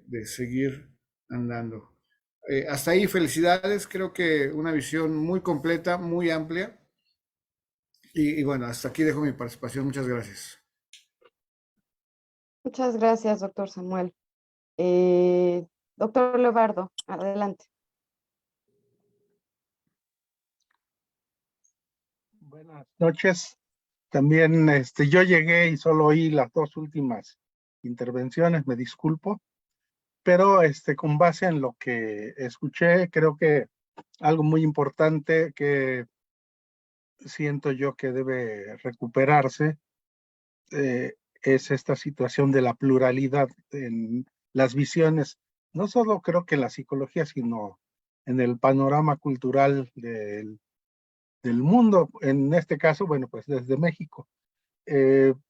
Hay mucho debate alrededor de si puede haber una psicología mexicana, si hay, incluso si puede ser una psicología latinoamericana, si hay, etcétera, ¿no? Yo creo que este debate pues no se va a resolver en el debate nada más, sino en la práctica, ¿no? Esa es la que va a llevar a que nosotros nos configuremos en la práctica y en el diálogo, ¿no? Porque creo que en esto cuenta tanto las acciones objetivas como las reflexiones subjetivas, ¿no? Y también es el tercer nudo que une lo subjetivo con lo objetivo, que es las formas de organización, ¿no? Que pues es la tríada muy concreta que se habla siempre cuando se habla de los estudios sociales. Hay una estructura social y que es la relación entre las personas de alguna forma, objetivada por formas de producir y formas de producir tanto objetos como otro tipo de cosas, y las formas de producir la subjetividad. Bueno, pues esto bueno, es otra cosa, ¿no? Pero creo que es importante ver que justamente de esto derivan maneras muy diversas de ver las cosas. Recientemente estuve escuchando una conferencia sobre el diálogo de saberes, que es también algo que surge en Latinoamérica, justamente, en relación a las epistemologías del sur latinoamericanas, ¿no? Y escuché algo muy interesante, ¿no? Que decían que, en primer lugar, para realmente tener una visión descolonizadora, tendríamos que también tener una visión descolonizadora del diálogo de saberes, que muchas veces pensamos que desde la academia vamos a comandar el diálogo, y creo que eso es algo que también es un obstáculo epistemológico, ¿no? Para recuperar, por ejemplo, los saberes de las diferentes culturas originarias, por ejemplo, esas culturas que de alguna manera ahora permanecen. Entonces siento que pues esto va a ser muy importante, ¿no? Aprender a realizar práctica y discutir esa práctica, y entrar a un diálogo de saberes sin pensar que nosotros lo vamos a dirigir, sino realmente un verdadero diálogo en donde estemos dispuestos a desmontar nuestras propias planteamientos, ¿no? Y a incorporarnos a una forma de saber que va a estar, que va a surgir desde el diálogo, ¿no? Bueno, solo allí lo dejo. Creo que son discusiones muy amplias que gracias a este grupo también se van a nutrir. No digo que de aquí se origen, no sería, pero sí creo que nosotros podemos dar pie a eso. Esa es mi forma de pensar. Gracias. Muchas gracias, doctor Lobardo. Bueno, al final hacemos comentarios. Doctor Odorico, por favor. Sí, buenas noches. Un gusto saludarles nuevamente. Excelentes ponencias. Creo que la pluralidad, precisamente como decía el doctor, pues es sumamente importante. A mí me tocó vivir mucho desde la formación en la Universidad Nacional.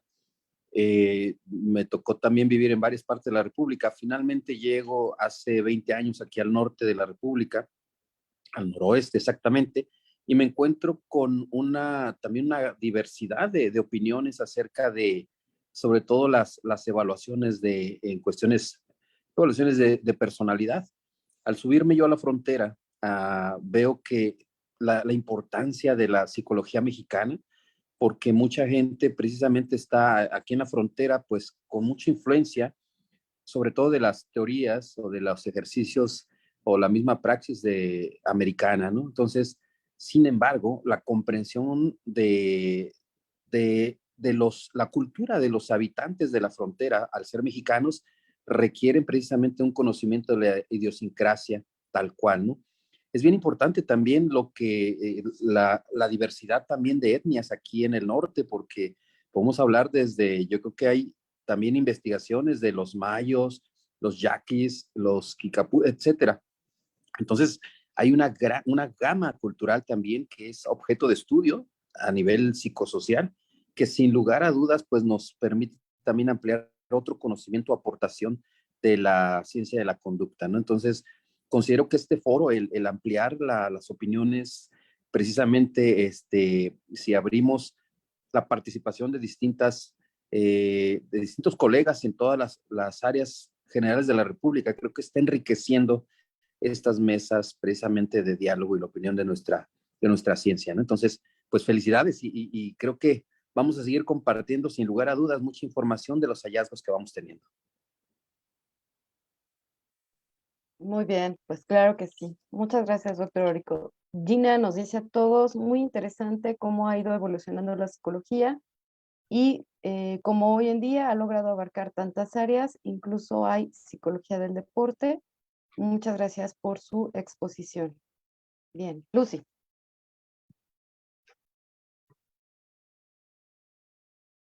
Bueno, creo que habías invitado a Marco y dijo que se quedaba al final y no sé si la tanda es él el final. Yo ya quisiera hacer mi participación. Muy bien. Yo lo que quería decir es que por ahí por los años 80, y es una pregunta también para los ponentes, por ahí por los años 80 cobró auge la historia de la psicología. Por eso el trabajo de Edgar Galindo, que menciona Ileana, termina en 1990, ¿no? Y por ahí también están los trabajos de Pablo Valderrama, de Jorge Molina, incluso los de Sergio López de Iztacala, los de Alberto Miranda, sobre todo trabajan la historia de la psicología hasta 1980, 90, desde Ezequiel Chávez, incluso esto de la psicología prehispánica, hay algunos trabajos, aunque uno de los preguntas, y se lo preguntaría en particular a Liliana, es si a esos conceptos de la psicología prehispánica ya se les puede llamar psicología o serían precursores. Por ejemplo, yo tuve una tía bisabuela que era curandera de espanto. Y entonces a los niños y a las personas les hacía rituales para ayudarles, ¿no? Y eso, digo yo un poco, como una especie de simbolización. Eso que hacía mi tía bisabuela, se llama mi tía Choya, pues ahora yo lo estoy haciendo, pero con técnica psicológica de una persona que tuvo una situación traumática, atenderla y ayudarle a salir de esa circunstancia, ¿no? Pero entonces lo que hacía ella era psicología, o lo que hacen los sacerdotes, incluso católicos, en la confesión, es psicología. Habría que ver hasta dónde los prehispánicos pudiera haberse de una profesión psicológica u otra cosa que sí, eso es más real, los conceptos psicológicos, como también podemos hablar de los conceptos psicológicos populares, ¿no? La gente, lo que Gramsci diría que es una psicología popular, una filosofía popular, pues la gente supone que, por ejemplo, en la psicología popular dicen es que todo tiene un precio, todo el mundo tiene un precio, ¿no? Todos son corruptos ¿no? Los jóvenes se dejan llevar por las modas, como son psicología popular. Entonces, en la época prehispánica, pues había también nociones psicológicas, eso sí, sin duda, pero había una ocupación profesional y esa ocupación profesional pudiera decirse que era psicológica, o la psicología, incluyendo lo prehispánico y lo no prehispánico, todo el mundo, es una ciencia y una profesión que inicia formalmente a finales del siglo XIX, a través sobre todo de Freud y de Wundt, de Tishner, estos que experimentaron algunas cosas, pero ya como ciencia psicológica, y lo demás pues son conceptos y cosas precursoras, pero todavía no una ciencia en lo particular. Es una pregunta particular para Diana, que lo tocó muy interesantemente. Y bueno, es una cosa que hay que profundizar. Y la otra, decía yo, todas las psicologías están del siglo XIX a 1980-90, las historias de la psicología. Y algo interesante para mí, quisiera preguntarles, es después de 1990. Sobre todo para mí también es significativo el año 90, porque se realiza en Iztacala. Quisiera dar algunos datos de esta época posterior, ¿no? En el 87 se funda el Colegio Nacional el Consejo Nacional de Psicología, el CONAPSI. En el 90 se hace el primer congreso al encuentro de la psicología mexicana en Iztacala, y de ahí surge la Asociación Mexicana de Alternativas en Psicología, la AMAPSI.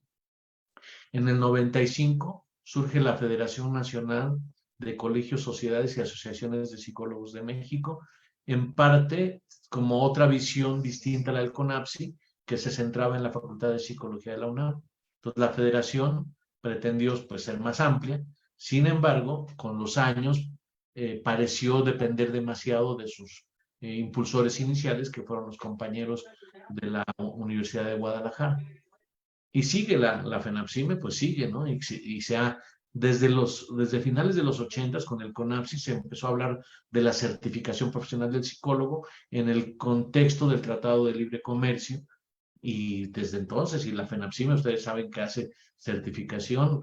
Gustavo y Samuel son psicólogos que han ya acreditado la certificación de la FENAPSIME. A través de la FENAPSIME, en la cual participó en su creación la MAPSI, en el 97 se establece el Día Nacional del Psicólogo, que recientemente, nos dice Blas Jasso, fue reconocido por decreto presidencial, ¿no? El día 20 de mayo, Día Nacional del Psicólogo, hace como 3 años o 4.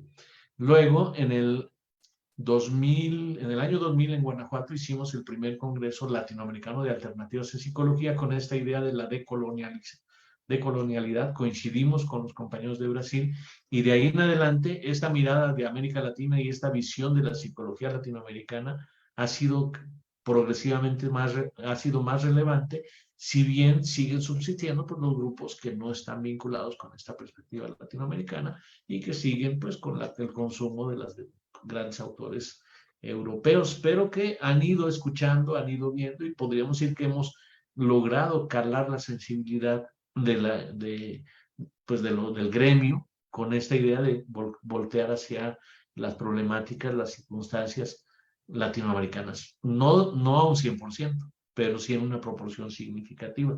Mucha gente ni sabe nada de que estamos haciendo cosas latinoamericanas o proyectos, pero sí cada vez es más notorio, ¿no? En el 2002 se funda, decíamos, la ULAPSI en Puebla.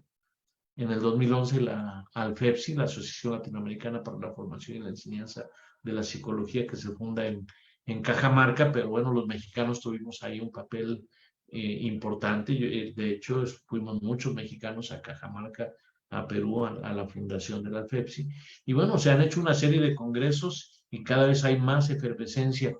¿Qué otro dato sería importante del 90 para acá? ¿Qué otra perspectiva? Y lo que sí ha faltado, y esa sería la pregunta, es escribir. No hay casi textos del 90 para acá sobre historia de la psicología. Bueno, yo no los conozco, no sé si alguno de los presentes o de alguno de los ponentes nos pudiera comentar sobre algunos artículos de la historia de la psicología que abarquen de los 90 para acá, ¿no? Se dice que la historia tiene que haber pasado 25 años para que sea propiamente un objeto de historia, porque si no, en los recientes 25 años pues están las pasiones ahí involucradas, pero pues por lo menos del 98 hasta el 98 ya podríamos llegar, ¿no? Pero hay cosas posteriores que yo creo que podríamos empezar a tocar reflexivamente en artículos. En fin, esa era mi pregunta. Son 2 preguntas, una sobre lo prehispánico y otra sobre la psicología, la historia de la psicología después del año 90, ¿no?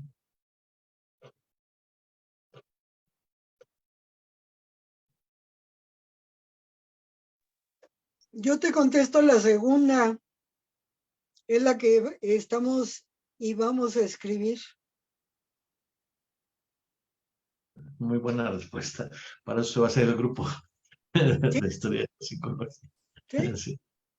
Sí, pues. Lo que hemos trabajado y somos casi contemporáneos, hemos estado en el aquí y en el ahora, como también otro psicólogo diría, haciendo de la psicología algo que es propio con nuestro propio sistema teórico, la parte conceptual, pero además el desarrollo de las líneas que hemos realizado. Esa es una respuesta.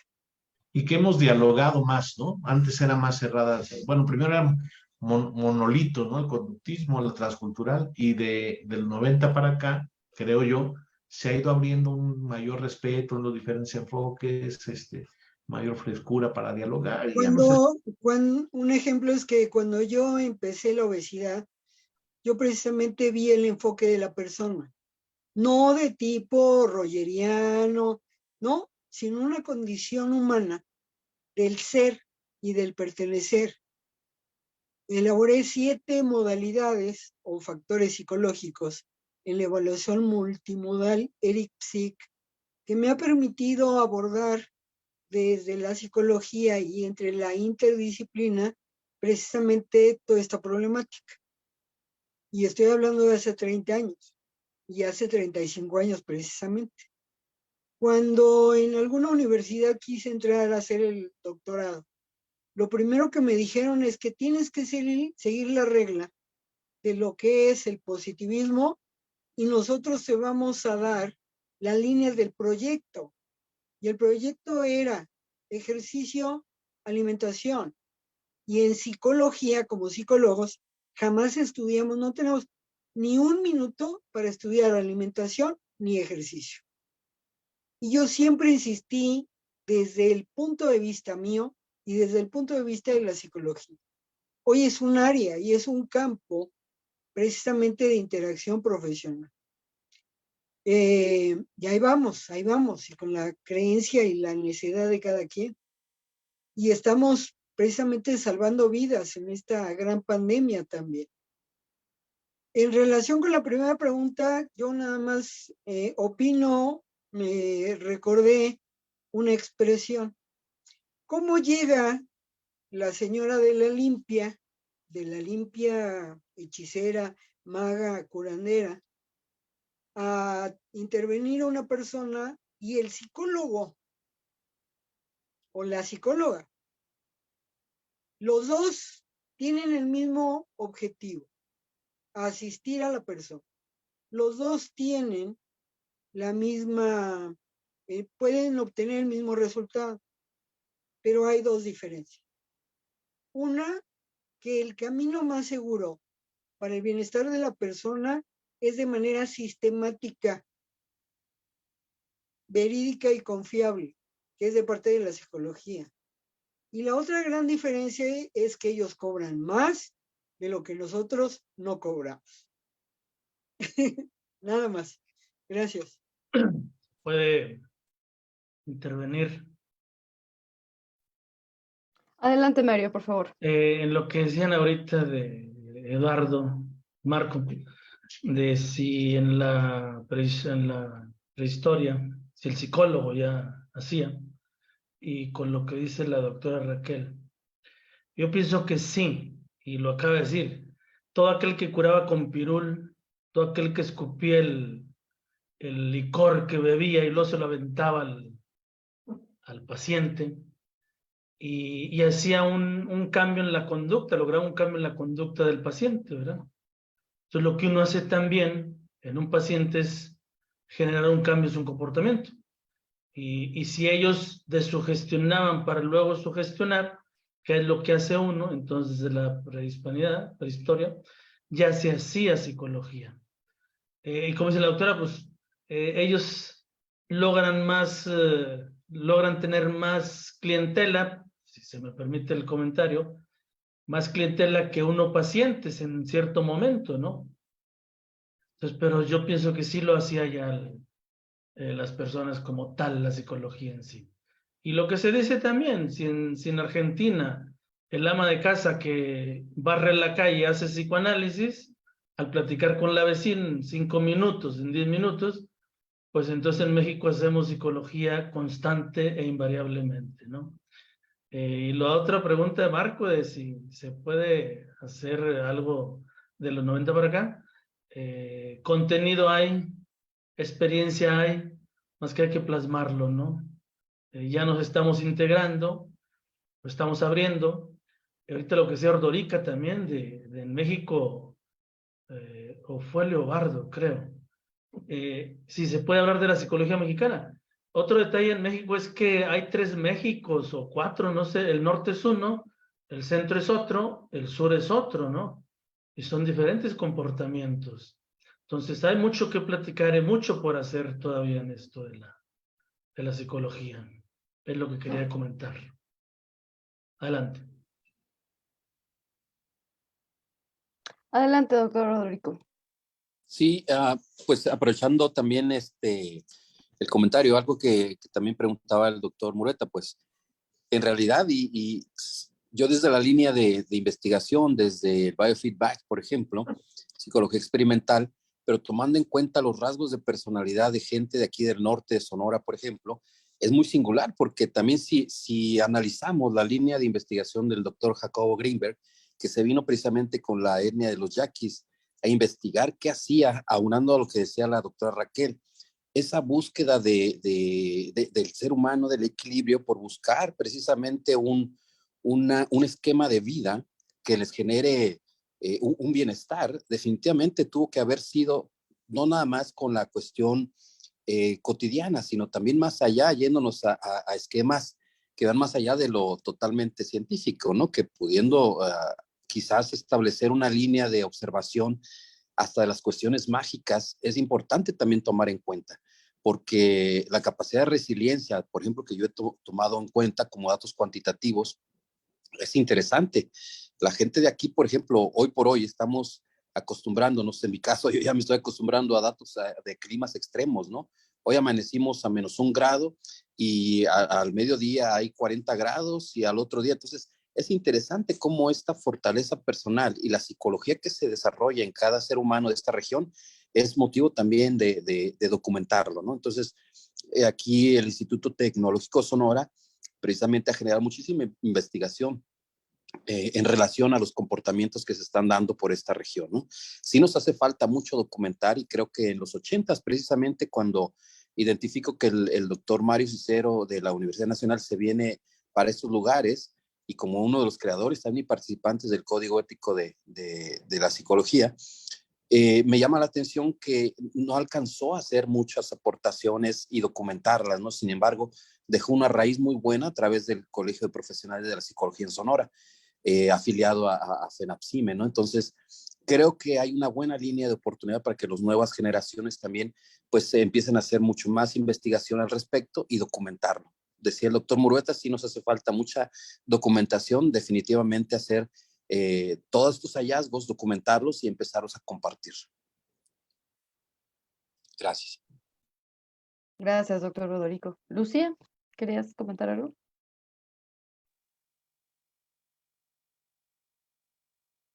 Parece que se congeló un poco, Lucía. Lucía. Sí, gracias. Muy bien, adelante. ¿Qué pasó? ¿Ya? De cómo hay situaciones que pueden ser similares y otras que son muy específicas. Recordaba que en un congreso en el 2012 sobre psicología y marxismo, presentamos un trabajo y cuando me toca presentarlo a mí, es el trabajo de una compañerita que había hecho en una empresa, viendo desde las representaciones sociales cuál era el concepto de trabajo y además asociado al género, ¿no? Entonces, presentamos y se me queda viendo un compañero y me dice, pues yo voy a presentar mi trabajo, pero solo voy a decir lo que no se parece.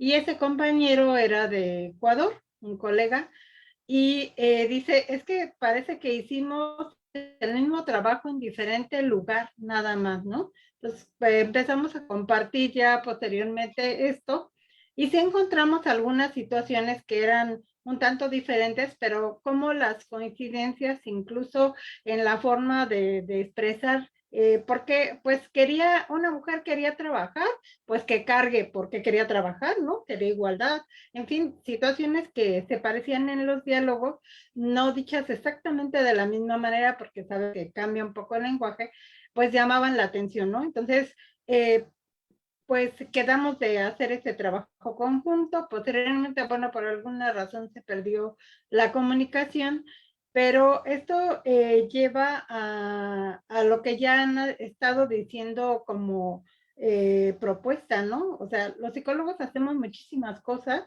pero no todos escribimos y no todos compartimos. La escritura no es quién hace el mejor libro, sino es una forma de comunicarnos, de compartir con otros aquello que está pasando y de ir conjuntando todos esos conocimientos, ¿no? Como decía el doctor Rodrigo también, ¿no? Pues vino acá y entonces se da cuenta de, ¿no? Y empieza a aportar también. Entonces creo que nos falta trabajo en equipo, más interdisciplinariedad. No, de repente decimos, es que yo soy clínico y ¿qué le voy a aportar? Pues muchas cosas. Todos tenemos una parte que aportar del ser humano y creo que esta es una propuesta que espero se logre a través de todo este trabajo que estamos tratando de hacer ahora o retomar en el Consejo Mexicano de Psicología, y que no se quede en esa parte infructuosa y de los 90 para acá, ¿quién escribió? La historia es cierto que se cuenta, pero también se escribe, porque si no, pues se nos va olvidando, ¿no? Y se va quedando como el teléfono descompuesto, parece que era esto, lo otro y aquello, pero después ya no supimos cuál era, ¿no? Entonces, una parte de sistematizar y de generar nuevos conocimientos y además conocimientos más globales,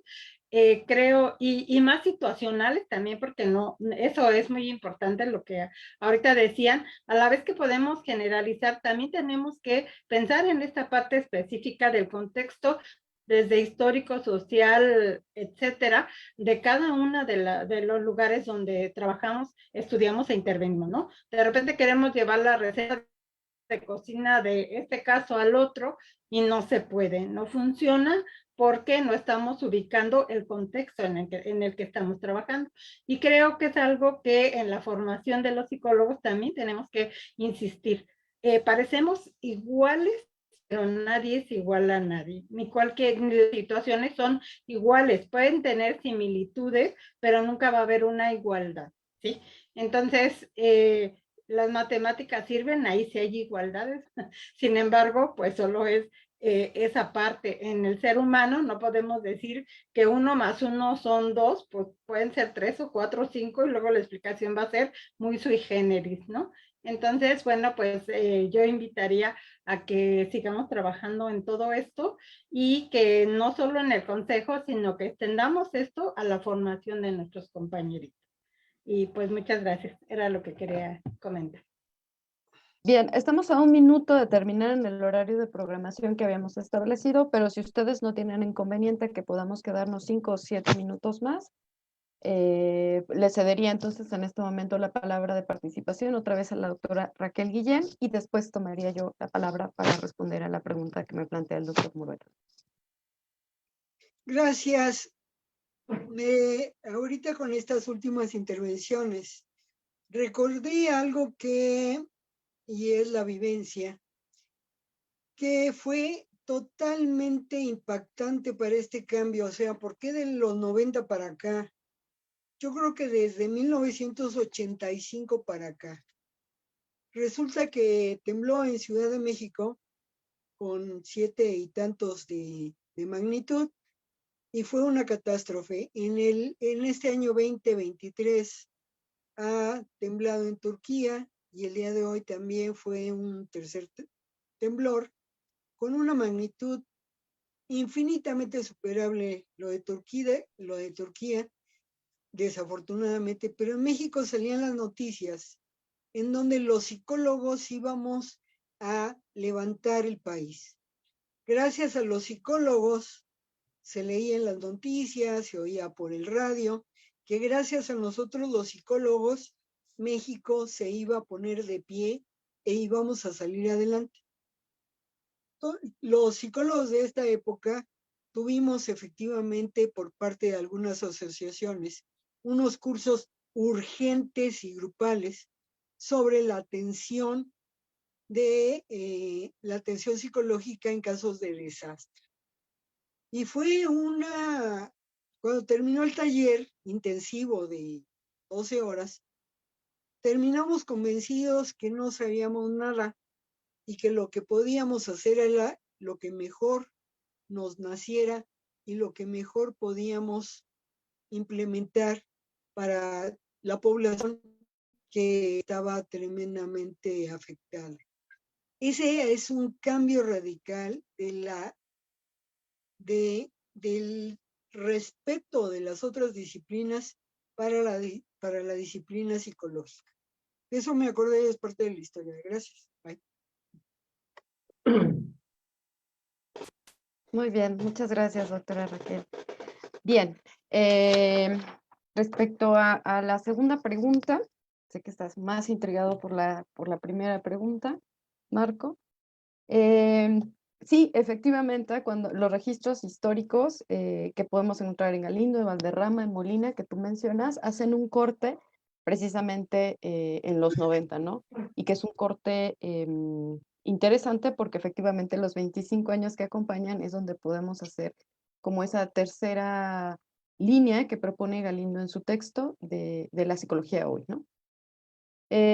Cuando comentaba Samuel, por ejemplo, en la psicología del centro, del sur y del norte, me llamó mucho la atención que no había hecho el análisis de que curiosamente cuando uno hace estas líneas históricas o estos recorridos históricos de lo que ha sido la psicología, la mayor parte de ellos, incluso el que yo hice, está centrado en México. O sea, como si la psicología solo se hiciera en el centro del país, como esta idea precisamente de la construcción de la educación en Vasconcelos, del centro a la periferia, y como si además, en esta idea precisamente de la educación para México después de la Revolución Mexicana, cómo va disolviéndose hacia las periferias de la misma Ciudad de México y del resto del país, ¿no? Que hay poco, y digo, lo más que nos acercamos es a Puebla, pero Puebla prácticamente está cercano a la Ciudad de México, podemos hablar de la zona centro-occidente, y cómo sí hay estas variedades que incluso comentaba Odorico, de lo que representaría la psicología que se ha desarrollado en el norte y lo que se ha hecho en el sur, que también es una psicología muy distinta a lo que podemos encontrar y por qué solo se historiza o se revisa lo que ocurre en el centro. Bien, ¿qué se ha hecho? Bueno, creo que parte es continuar con la visión que marca el mismo Galindo en la expansión. Crear sociedades, crear asociaciones, crear revistas, trabajar más, ya no solo en la investigación, sino en la difusión precisamente de esa investigación para el resto como de la psicología, pero creo que también han ido apareciendo como de una manera fuerte, pero no visibilizada, las psicologías decoloniales, precisamente, que a veces están más colonizadas que decolonizadas, pero ahí están. Hay otras propuestas curriculares, por ejemplo, para América Latina, que han superado o que están más allá de lo basado en la evidencia y que comienzan a tomar, por ejemplo, los pensamientos de la psicología libertaria, de Pablo Freire, de Ignacio Martín Baró. Hace rato en la mañana también pensaba a un psicólogo marxista muy interesante, Aníbal Ponce, que no es muy conocido porque murió muy joven, porque tiene solamente una obra, Educación y lucha de clases, pero es un texto maravilloso que permite reconceptualizar también el papel de la educación, de las escuelas, de la docencia, en un sentido completamente crítico. Entonces creo que eso también se ha hecho y que eso no queda documentado y que lo voy a ligar un poco a la pregunta que me planteas. Bien, me parece como interesante tu introducción, porque precisamente como en mi línea feminista, una de las cuestiones que yo resalto mucho, por ejemplo, es que yo vengo de mujeres que fueron curanderas, que fueron sobadoras, que fueron parteras y que son chamanas, ¿no? O sea, son 4 tradiciones de pensamiento de una tradición que yo en la línea feminista lo marco como los saberes que las mujeres podemos transmitirnos respecto de la feminidad, respecto de la maternidad, respecto del cuerpo, de la sexualidad, y que van en distintos lugares, ¿no? Cuando tú dices tu tía que cura del espanto, como curandera, pero son saberes muy distintos los que tienen las parteras, los que tienen las que hacen la cuestión chamanística y las que tienen las mujeres que son sobadoras, porque también son lógicas que sí están inscritas en las anatomías, pero que las anatomías no reconocen y que es una forma distinta de ver, entender, comprender y analizar al cuerpo, a la mente, como en todas sus dimensiones.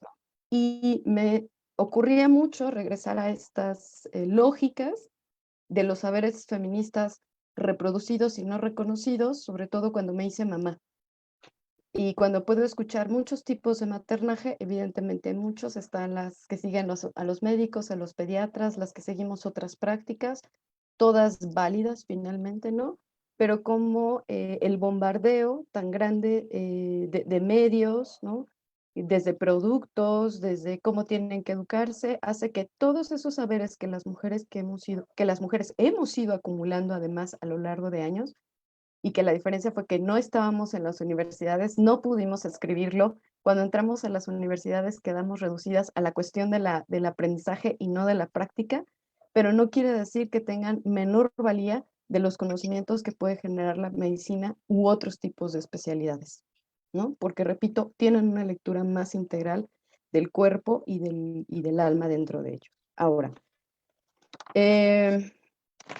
si tú me preguntas, o tu pregunta, ¿es posible acoger los saberes indígenas en la psicología?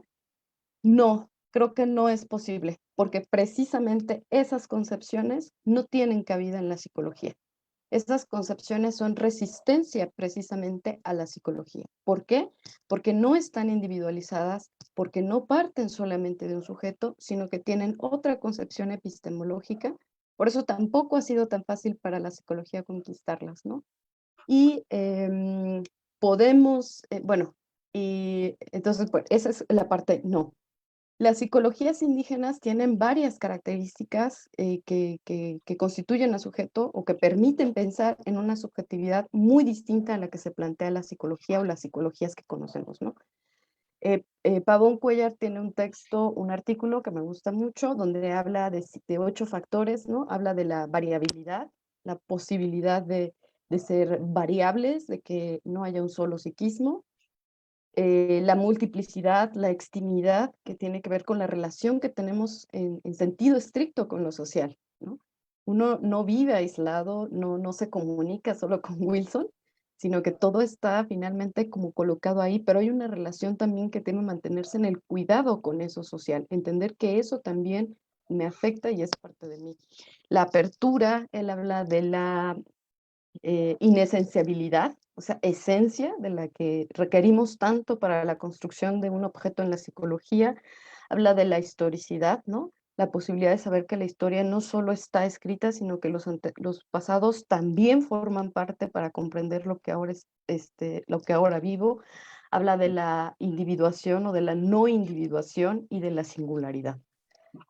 Repito, estos conceptos no pueden entrar en la psicología tal como la conocemos en sus múltiples teorías, simplemente no tienen cabida, ¿no? Por cierto, David Ramón va a estar en una mesa el próximo viernes. Sí, somos sobre compañeros de psicología y pueblos cubículo, de hecho. originarios de América Latina. Justamente recordábamos, bueno, voy a centrarme rápido en un minuto en 2 experiencias, ¿no? Para decirte por qué no tiene cabida. En uno de los viajes a determinadas comunidades había una pregunta sobre el alma. Entonces, en esa pregunta sobre el alma, los purépechas hacían 2 categorizaciones o distinciones, lo que tenía que ver con el corazón y lo que tenía que ver con la vida, el mincita y el tzitzipecua. Y para poder como entender más, lo que hicimos fue entrevistar a estudiantes mujeres de psicología que eran de esa región para que nos pudieran como caracterizar en nuestra lengua más a qué se referían con estas 2 distinciones que hacían del alma. Lo que encontramos es que terminaron reduciendo el alma a la cuestión de la cabeza. Es decir, la psicología que han venido a estudiar solamente las alejó de esas concepciones originarias que tenían de sus padres, de sus abuelos, de sus tíos, y las terminó colocando en una visión reduccionista, limitada, de algo que estaba en sus comunidades, ¿no?